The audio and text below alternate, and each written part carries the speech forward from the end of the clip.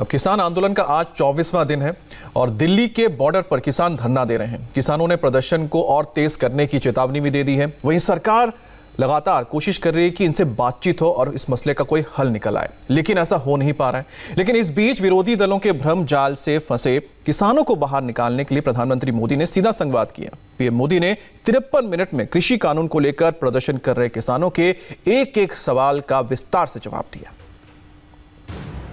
शीत लहर चल रही है। 5 डिग्री सेल्सियस से कम तापमान में किसान दिल्ली बॉर्डर पर डटे हैं। किसानों की एक ही मांग है और वो ये कि कृषि कानून वापस होना चाहिए, क्योंकि ये कानून किसानों के खिलाफ है। इससे किसानों को मिलने वाली एमएसपी बंद हो जाएगी, मंडियां खत्म हो जाएंगी, किसानों की जमीनों पर कॉन्ट्रैक्ट कंपनियों का कब्जा होगा।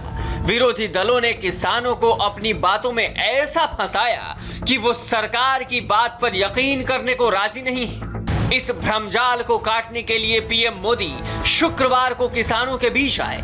मध्य प्रदेश के रायसेन में किसानों से सीधी बात की। जो हुआ ही नहीं है, जो होने वाला ही नहीं है, उसका भ्रम और डर फैलाने वाली जमात से आप सतर्क रहिए। पीएम मोदी लगातार अलग अलग प्लेटफॉर्म पर कृषि कानून के फायदे गिना रहे थे, लेकिन ये पहली बार था जब उन्होंने सीधे किसानों से बातचीत की। ये लोग स्वामीनाथन कमेटी की सिफारिशों को 8 साल तक दबाकर बैठे रहे। पीएम मोदी किसानों की हर बात का जवाब डिटेल में अपने साथ लेकर आए थे। सबसे पहले उन्होंने एमएसपी को लेकर किसानों की चिंताएं दूर की। सबसे बड़े झूठ के बारे में बात करूंगा। बार बार उस झूठ को दोहराया जा रहा है, जोर जोर से बोला जा रहा है, जहां मौका मिले वहां बोला जा रहा है, बिना सिर पर बोला जा रहा है। जैसे मैंने पहले कहा था, स्वामीनाथन कमेटी की रिपोर्ट को लागू करने का काम हमारी ही सरकार ने किया। अगर हमें एमएसपी हटानी होती तो स्वामीनाथन कमेटी की रिपोर्ट लागू ही क्यों करते भाई? आपने भी नहीं की थी, हम भी नहीं करते। मैं देश के प्रत्येक किसान को ये विश्वास दिलाता हूं कि पहले जैसे एमएसपी दी जाती थी वैसे ही दी जाती रहेगी। एमएसपी न बंद होगी न समाप्त होगी।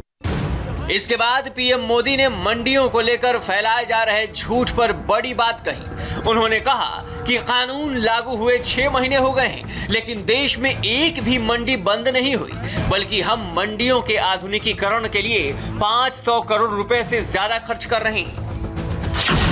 नए कानून में हमने सिर्फ इतना कहा है कि किसान अगर उसको फायदा नजर आता है तो पहले की तरह जाके मंडी में बेचे, और बाहर उसको फायदा होता है तो मंडी के बाहर जाने का उसको हक मिलना चाहिए, उसकी मर्जी को। क्या लोकतंत्र में मेरे किसान भाई को इतना हक नहीं हो सकता है? अब जहां किसान को लाभ मिलेगा वहां वो अपनी उपज बेचेगा। मंडी भी चालू है, मंडी में भी जाकर के बेच सकता है। जो पहले था वो भी कर सकता है।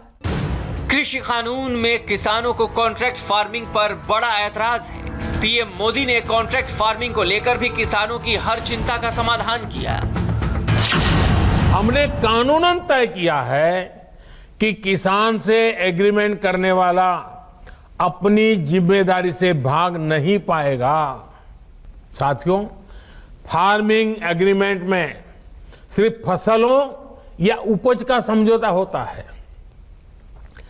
जमीन किसान के ही पास रहती है। एग्रीमेंट और जमीन का कोई लेना देना नहीं है।